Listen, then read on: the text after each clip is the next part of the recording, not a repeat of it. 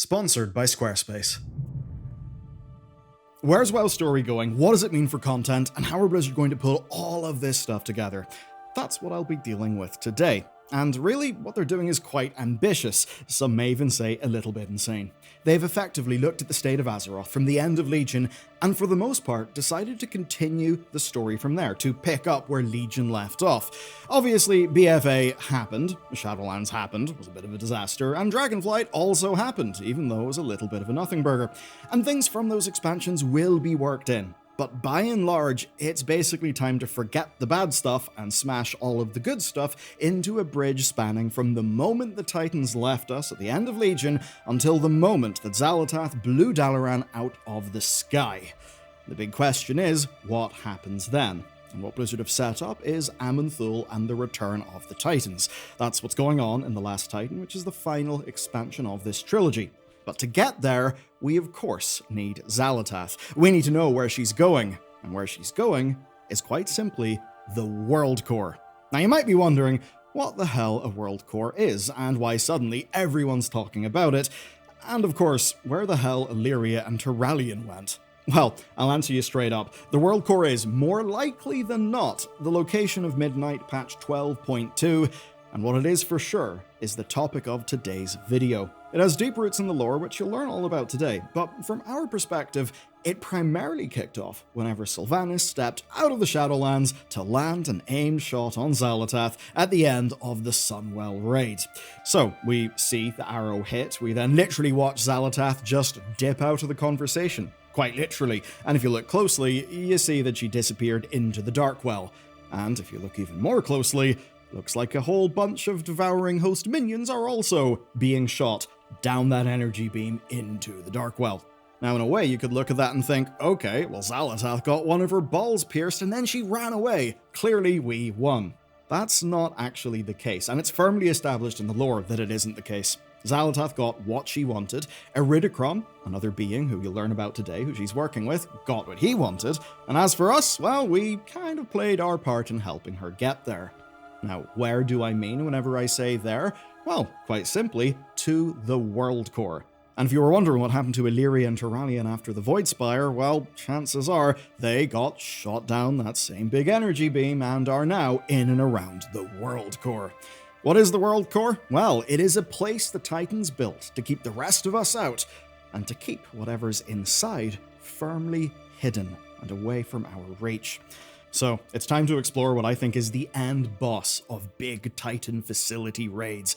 Probably the end boss of any of those we'll have in World of Warcraft. We've done our Ultimans, our Ulduars, so many others, but I think the Worldcore will be the largest one. And to make sense of it all, we have a mountain of legitimately cool modern lore to uncover. So let's get to it. Here's the thing I've noticed. A lot of people who need a website don't have one, or they have one that doesn't look great. And it's often not because people can't afford it. It's because they just get overwhelmed halfway through building it and quit. But today's sponsor, Squarespace, fixes the problem entirely. Their new blueprint system walks you through building your own template. It asks you what pages you need, suggests fonts that actually work together, and it gives you matching color palettes that fit your aesthetic. So you're not just starting from a blank canvas hoping for the best. You're guided by 20 years of design experience that have been baked into that tool. And it then scales with you. Do you need native video hosting? Not embeds, actual native video with a proper player. It's all there in Squarespace, designed to work seamlessly together. And it means that whenever customers hit your site, it looks professional. And when they buy something from you, Squarespace Payments handles it all cleanly. So, you can build your site for free at squarespace.com/bellulargaming. And then when you're ready to go live, use code BellularGaming and that'll get you 10% off your first purchase of a site or domain. First things first, let's do a post-battle debrief. As much as the elves are happy about their new Dawnwell, what this whole escapade actually was a massive strategic defeat for the peoples of Azeroth. Illyria and Turalyon, two of Xal'atath's most powerful adversaries, were sucked into the Darkwell, and we did save many from the Voidspire, Anduin, Faerun, and Velen, but many more are missing. Travard and the Tearsguard are missing, as one example. The Sunwalkers are missing. Delis Moonfang, who is a Loon Paladin, is also missing. Argent Veteran Grayson Shadowbreaker's missing, along with nearly the entirety of the Light's Vanguard. Yes, they're all quite literally MIA right now. And to remind ourselves just how bad that was, we only need to look at Lorthamar's dialogue in between the two raids, where it's very clear that he's basically left with nothing in military terms. And that is, of course, why the various elven tribes thing was, well, basically supposed to be a desperate gamble, the last resort. Still, though, in that moment of utter defeat, it took the return of Sylvanas to save the day. Now that's something Xal'atath even admits she actually hasn't accounted for. But come on, it's Zal, it's not like she can't handle it. Instead, she resummoned her shoulder shiny and disappeared into the Darkwell. That's proof that whatever's down there was more important than finishing off the last cowering remnant of the elven people. That's what I imagine Xal'atath was thinking at the time anyways. Now look, maybe it is just some loose storytelling from Blizzard, but either way, Xal'atath left, and she left to go somewhere in particular. And our first major clue in-game comes from Umbric and Ramath. They have a little chat, and while they talk, they drop a bit of a breadcrumb. After the cinematic is done, the elves are reunited, and the Darkwell is turned into the Dawnwell, we get two very impactful stay a while and listen scenes, and each one sets up the next stage of the story. So first, there's the one between Ramath and Umbric. They're having a chat about the new Dawnwell whenever Umbric, ever the Void Genius, points out that Xal'atath, well, actually went somewhere. Specifically, here's the quote directly from him. This new Dawnwell is a fitting tribute to our unity. Though, learning to live without the Sunwell's power may take some getting used to. Perhaps. Far more concerning to me is the Darkwell. It's no longer a threat to any. They were moving down through it, Ramath. You saw. Thousands upon thousands of void monstrosities, all headed deep underground. I saw. What could Xal'atath be seeking at the heart of the world? Whatever it is, she used us to get to it. I fear her true invasion is only just beginning. Yeah, that doesn't sound too good. Now, Ramath wonders what Xal'atath could possibly want or be doing at the heart of the world. Now, you have to remember here that Ramath was not in Khazalgar whenever, of course, we were in the War Within, and that means that he didn't discover all the things that we discovered when we were there. The big one being, of course, the Worldcore. Now, I'll talk about Khazalgar to explain all that stuff in a minute, but for now, let's just stay laser-focused on Midnight's campaign. The second stay a while and listen is with Arator and Liadrin, and whilst Arator doesn't think to ask what just happened with his parents, and while we do need to put a lot of this together ourselves, he does at least set up whatever is at the other side of the Dawnwell. You see, Liadrin describes what she felt when she prayed to the Sunwell, and she says she heard a voice that told her not to be afraid, and that she heard music in her heart. Now, Arator asks if that could be the World Soul's voice, and if Azeroth could have used the light to reach out. Now, where it gets interesting is a Redditor called Neodrim pointed out that the Radiant Song can quite literally be heard all over the place, especially whenever Liadrin marches from the Sunwell with the Army of Light. You'll also find it in the War Within login music, it rises up in many impactful moments, it's in the Vault of Memories, and now it's playing in the Sunwell. That's pretty cool, it's nice to see the music team cook, but it's also telling us something very important. It's telling us the Dawnwell is a connection to Azeroth. Now, that's hardly surprising. The Sunwell always was that, and that's something I'll come back to later in this video. But now that we're confident where Xal'atath is, where she's heading, the Worldcore, let's see how this story was actually built in-game. And let's just connect all the different dots so you just get it in one story. Back during Dragonflight, Xal'atath used the big baddies of that expansion, the Primal Incarnates, to claim the Darkheart. Now, the Darkheart was basically just a magical amulet that's a bit of a prototype for another really important magical amulet from the past of WoW's lore. You don't really need to worry about that too much. Basically, what you need to know is it could store a shitload of power, so Xal'atath wanted it so she could slurp up a shitload of power to use later.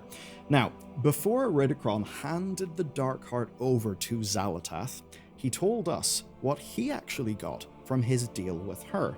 And it's quite simple. It's that Xal'atath will be able to use the Darkheart to rip Azeroth from the Titans' grasp, and that when they return to reclaim their prize, Iridikron will be waiting to take his shot at them. But of course, we saw this deal go down not in a major patch, but actually in a minor patch. The following major patch was Yggdrasil and the Emerald Dream. It ended up blooming. We defended it from Farak, who was basically just a massive distraction, like quite literally, so we beat him up. And now we see that the branches of Yggdrasil, working rather like an antenna, have flooded the planet's surface with a radiant song. Now that radiant song is the same thing that Thrall and Anduin heard in Xal'atath. It's what Khadgar has also heard, Bran has heard it, and well, by now all sorts of people have heard it. But what's most important is actually someone who recognized it. That someone is Locust Walker. He was Illyria's mentor, and he told us that that song is a warning. And that's because back in his homeworld of Koresh, well, Koresh sang a similar radiant song right before Dimensius came to devour it. So essentially, Azeroth has been crying out for help. Every major figure on the planet essentially heard the same thing in and around the same time. That's of course not particularly normal, and at the start of the War Within, Magni hears this and he thinks it's Azeroth. But then, whenever he tries to hook back up to the Titans' consoles to have a bit of a chat, we see that he's actually blasted back with the sheer energy that is coming from the planet's core. So something's different, something's up. And it seems clear that this intelligence at the heart of our world is larger and way more powerful than any World Soul related stuff we experienced in, say, the Battle for Azeroth expansion. Now the Radiant Song's message really was clear. It was pointing us to Kaz Algar. So, of course, we teleported Dalaran there, and we found ourselves a forgotten earthen colony who were right in the middle of the ocean. But of course, Xal'atath immediately sprung her trap, she downed Dalaran, and she clogged something known as the Coreway with debris. Now, we were told that it would take years to clear the debris that had blocked the Coreway. And that's a real important bit of lore when we combine it with other things we learned, like, as an example, where the Coreway leads to. And that is where the character of Dagran steps in. Along with Speaker Brinth, he discovered a stash of Titan discs recorded by the Keeper Arcadis. And this was our very first mention of the word Worldcore. And it was also the next step in a Titan conspiracy that we have been following ever since Wrath of the Lich King. Let's dive into Arcadis' messages then. So he begins with a little bit of background, and his creator, Khaz'goroth, explains it. That basically to create order from the chaos of the cosmos, that the Titans were searching for something called the Prime World Soul. Of course, they'd already been finding World Souls, but with the rising pressures of the Fel, all those nasty demons, and of course Sargeras, and the Void on top of that, they basically realized they needed to find something magnitudes more powerful if they were not going to be defeated. And as it turns out, they soon did. They found Azeroth, but they sensed corruption within the world.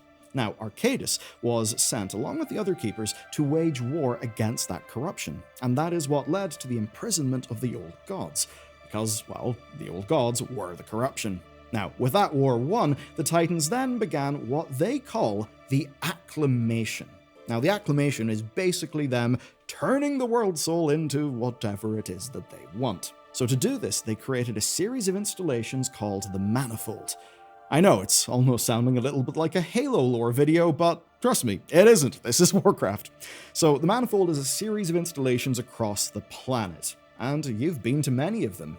At the Manifold's pinnacle, we have the Forge of Wills, located in Ulduar, and designed to order Azeroth's mind. Then, in Uldum, we have the Forge of Origination. It's designed to shape her body into that of a Titan. So just think about the scale of all of this stuff. Essentially, one forge to order her mind, another to shape her body, and in that we see a clear ambition from the Titans. It is to build a god, to essentially wake up the strongest Titan in existence, to have it be on their side and grant them ultimate victory against all the threats that they face. So then, we got all these Titan machines all over the world. But the next step was to build something called the Coreway. Now, the Coreway would be a direct path to the World Soul. Basically, a really big hole, and it existed so that the Titans could study Azeroth. And that is the thing that we see built around the city of Donegal. Now, I know that's quite a lot, but the good news is you've now got the lay of the land, so that means we can really go into the story. So here's the key bit from the recordings of Arcadis. Even with the old gods imprisoned, Khaz'goroth says that their influence still leached into the World Soul. So he commands Arcadis and his Earthen to build the Worldcore. The Worldcore is, in his own words, quote, "There the World Soul will slumber with only the Titans to influence her." So basically, there it is. The Worldcore is at the center of all of this Titan machinery. This machinery forms a whole big system that is designed to protect Azeroth from all but the Titan's influence. Which means it's not just some random crazy energy down there, it is a literal being. And with the Darkwell, Xal'atath just got access to her. That is in fact precisely why Xal'atath built the whole Void Spire. So with all of that in mind then, what's inside the Worldcore? What is Azeroth? Who is she? We adventured a lot in the Dragonflight expansion, and when we did, we discovered that Azeroth was once a being of immense power that basically crafted the whole world that we live on. But one day, of course, the old gods attacked, and when they did, she had to retreat to the heart of the world. There, she slept, and she struggled against the corrupting influence of the old gods. Now here's where things get interesting, because from Dragonflight through to now, we really didn't know much detail about where she went, what she did. But with Midnight, that's actually changed. So we know that she created this place, and we now call this place the Cradle of Uln. So that's basically where she retreated to. Now, we also learned that the Haranir were drawn to the cradle by Azeroth's song. But here's where it gets a little more interesting. Throughout the Harandar questing, we discover that the Haranir were not directly called by their goddess. Rather, what they heard was just the echoes of her song. Now, their goddess is called Alan'Hara, and we've basically now learned that Alan'Hara is a pre-Titan name for Azeroth. But unfortunately, well, Azeroth had already been kidnapped. She was taken from the cradle. That's one of the most important story beats we learned throughout the Harandar questing. So she was taken from the cradle, she was likely taken from it by Arcadis in the deep past, and then put into the Worldcore. What then remained turned into the Rift of Uln, an area that gets hijacked by the old gods to create the Emerald Nightmare, and if during Legion you wondered who the hell Uln was, well, we now know it was once part of Azeroth's name. And that means that every time we felt the influence of our World Soul, from say the Earth Mother saving the Horde in Warcraft 3, to Magni's travels with an intelligence below, and now the Radiant Song, it has all been coming from this one place called the Worldcore. Now with that said, let's go back to the Sunwell. So, the High Elves were once masters of the arcane, and they founded Quel'Danas because it lay on a powerful nexus of various different ley lines. Now, ley lines are basically just the cables joining the manifold together, joining all of these Titan machines together, right? And it was carved by Titan-created giants, it was fueled by the blood of the World Soul herself, and it was quite literally powering everything from the Worldcore to Ulduar to Uldum. Now, whenever the High Elves seeded the Sunwell with a vial of water from the Well of Eternity, they were basically creating a well of World Soul energy. Just World Soul energy on tap, and they did all of this on top of an immense network of World Soul ley lines. Basically, they kind of hotwired their well into all the Titan's machinery, just unknowingly. And that's where the Xal'atath stuff comes in. You see, she could have just went down the coreway and then blocked the coreway up. But the problem is, she needed so much more than just an entrance to the coreway. She also needed her devouring host to make a connection from Voidstorm to Azeroth. Why? Well, because that would give her a bloody big army, which would really come in handy. After all, we can assume the Worldcore is packed full of just layers of Titan defenses. Remember, the Worldcore is designed to let no one but the Titans in. Xal'atath is not a Titan. So basically, she needed to get a way in that would bypass all of that nonsense, and to get a way in that nobody else could easily follow. So what she did is she corrupted the one part of the manifold that was infected by the light. That of course being the Sunwell. And when it became the Darkwell, she found her entrance. But of course, she was not the only one making that trip. We know Xal'atath isn't the only one down there. First, I'd put money on a particularly gnarly group of Haranir being there, maybe secret even to their cousins. That's because when the Haranir first discovered Alanhara was gone, some of them set out in search of her. And over the years, Harati like Orwena have heard the call and they've left Harandar. That's why we met her in the War Within. So chances are there'll be some Haranir down there. Second, we may even find some Thragar. You've probably not heard that name before, but it does come from the Arcadis and Titan Disc records that I mentioned earlier. So the Thragar are crystallized earthen beings who were given free will by the World Soul. Now, to explain that to you, we know that the earthen on the surface are the same ones who built the Worldcore, but we also learned that the Worldcore's influence forced their keepers to deactivate them or to just wipe their memory, and we know that some of them turned into a crystalline form and basically launched a rebellion. That rebellion was put down in the deep past, but chances are some Thragar will appear down there. And if anyone's going to give us the fine details of the Titans' plans for Azeroth, it's going to be them. But there's yet more people still down there, because of course there's the Vanguard of the Light. There's also Illyria and Turalian.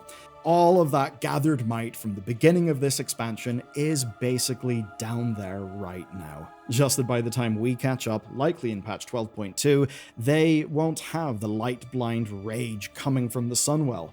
They might actually be solid allies. We can maybe think of them as a bit of a pocket army, one ready to rally against Xal'atath in her final gambit for the World Soul. And with all that said, the Worldcore and all the people in it are now set up for you. Which begs the obvious question, what'll happen from here? Well, honestly, I think that's also quite clear. Xal'atath needs to pull off the mother of all distractions just to get more time.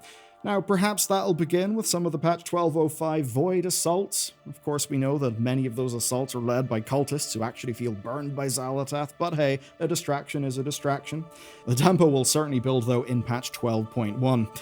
We're fairly sure that it's going to involve the location of an ancient Cathaxi general, basically a big old god general, that is buried beneath Zalaman. I think that'll be unleashed. I think it'll tie into the big mystery island that's going on with the trolls.